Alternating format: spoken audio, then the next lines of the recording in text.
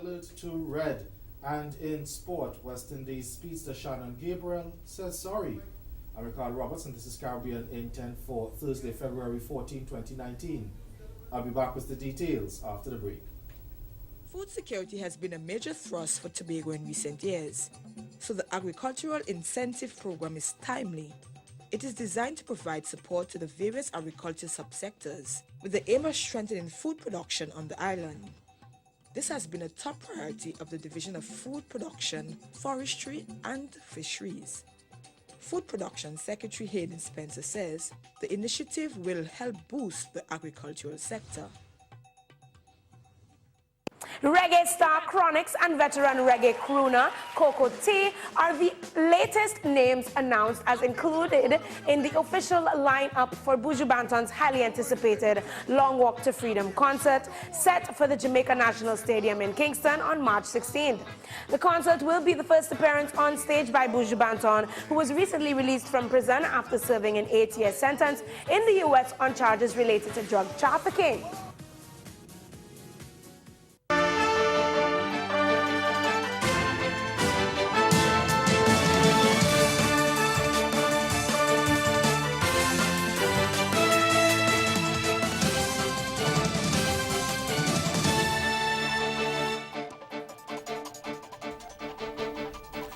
Trinidad and Tobago's Police Commissioner Gary Griffith has raised the policing alert from amber to red as a result of gang activity and homicides in the Twin Island Republic. Griffith says the public should not in any way be fearful of the raised alert. Speaking at a news conference today, Griffith said the police is stepping up what is required to ensure that citizens are safe and secure. And he says police operations at this level will be continued until all those is tried to take matters into their own hands are dealt with. He says the police believe there may be a perceived threat based on one or two specific individuals. The police commissioner sent a stern warning to troublemakers who show up after police make arrests in their community. He says the police would not tolerate any form of disobedience when arrests of gang and so-called community leaders are made. Alert state will remain as is. We will continue to peg back these criminal elements. I did hear that there were certain reports, because I actually led the operations in Laventille and after then moving into the Beetham. And you'll get the reports from the media that there are riots and all sorts of different things. I wish to advise the public and to let the media be aware that any of them put God past their thoughts this time around. I'm waiting on them. No area could feel that they're so big and bad that if we arrest any gang leader, you feel that you have the authority. We'll be walking in with several vans known as what? Paddy wagons. And anyone who breaks the law, if they're in love with their gang leaders, they will accompany them. They will join them. Nobody has the authority to block roads. No one has the authority to take the law into their own hands. Having said that, I wish to give the assurance we will not profile, target, or any individual based on what they may have done.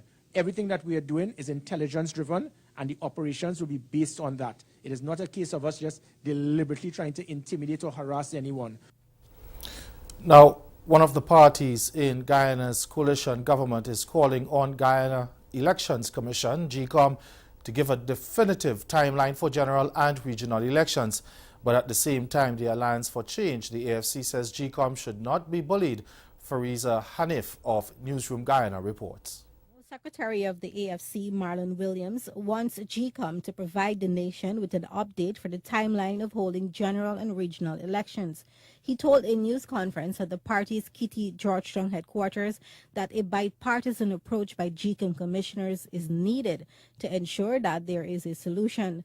Williams claimed that there are sections of society that are inciting fear and prejudices on the basis that GECOM has not provided a sufficient solution or position on its readiness to go to the polls. As such, he urged the nation not to bully the commission and to recognize the independence of GECOM. He said the AFC wants to know exactly from GECOM the earliest they can produce a credible election. We in the Alliance for Change are interested in seeing house-to-house registrations. However, we will respect the decisions of GECOM once it gives a framework for the hosting of elections. So we encourage GCOM to, as soon as, provide a position on that. GCOM has already stated that it needs 148 days to run off general and regional elections, and any rush can produce undesirable consequences. In Jamaica, Fayval Williams today takes over the Ministry of Science, Energy and Technology. The appointment of Williams, who was up to yesterday Minister without portfolio in the Ministry of Finance and the Public Service, was announced in a release by Prime Minister Andrew Holness, who also announced changes to the administrative status of two junior ministers, Orlando Terrelong and Floyd Green, as well as three permanent secretaries, Audrey Sewell, Sancia Templar Bennett and Carol Palmer. Now, Green will be assigned to the Ministry of Industry, Commerce, Agriculture and Fisheries from the Ministry of Education, Youth and Information, while Terrelong has been shifted from the Ministry of Culture, Gender, Entertainment and Sports to the Ministry of Education, Youth and Information. Permanent Secretary Palmer has been transferred from the Ministry of Justice to work with Minister Williams in the Ministry of Science, Energy and Technology. Templar Bennett goes to the Ministry of Justice from the Office of the Prime Minister, while Sewell will take over at the Office of the Prime Minister. And stay with us, your Midday Sport is next.